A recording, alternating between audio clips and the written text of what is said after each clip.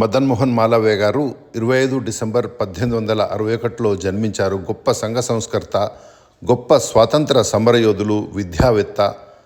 Indian national కాంగ్రెస్కి 4 సార్లు అధ్యక్షులుగా వారు సేవలు అందించారు. బెనారస్ హిందూ యూనివర్సిటీని స్థాపించారు. అది ఇప్పుడు ప్రస్తుతం ఐఐటి హోదాలో ఉంది. గంగా నది పవిత్రతను కాపాడడం కోసం, కాలుష్య నివారణ కోసం గంగా మహాసభను స్థాపించారు. హిందూ మహాసభను స్థాపించింది కూడా వారే.